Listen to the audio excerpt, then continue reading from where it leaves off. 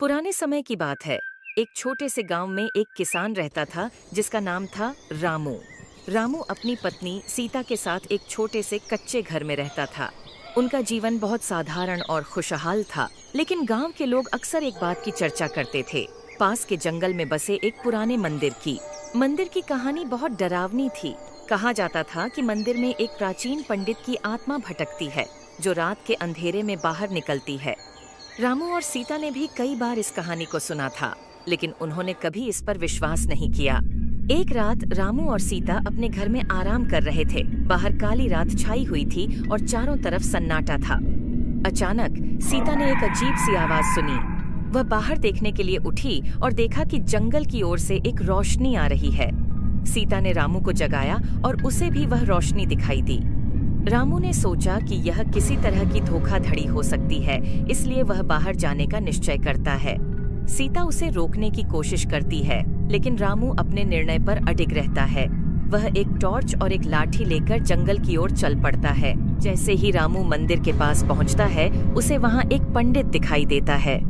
पंडित का चेहरा बहुत ही भयानक और डरावना था। उसकी आंखें चमक रही थीं और उसके होठों पर एक अजीब सी मुस्कान थी। पंडित ने रामू को देखा और धीरे धीरे उसकी ओर बढ़ने लगा। रामू को अब अपनी गलती का एहसास हुआ। वह पीछे मुड़कर भागने लगा, लेकिन उसके पैर जैसे जमीन में चिपक गए थे। पंडित ने एक मंत्र का जाप किया और रामू के चारों ओर एक घेरा बना दिया।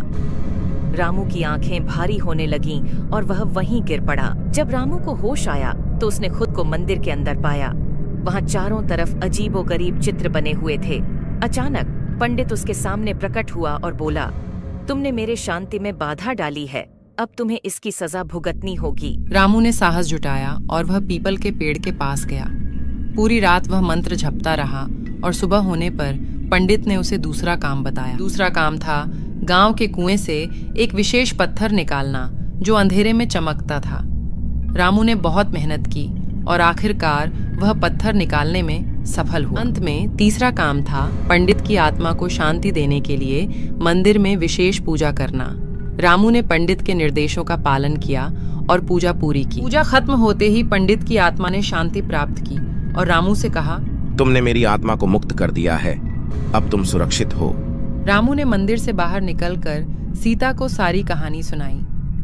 उस रात के बाद गांव में कभी भी पंडित की आत्मा की चर्चा नहीं हुई और रामू और सीता ने अपने जीवन को शांति और खुशी के साथ बिताया। इस प्रकार रामू की बहादुरी और सच्चे मन से किए गए कामों ने उसे और उसके गांव को एक डरावनी आत्मा से मुक्ति दिलाई।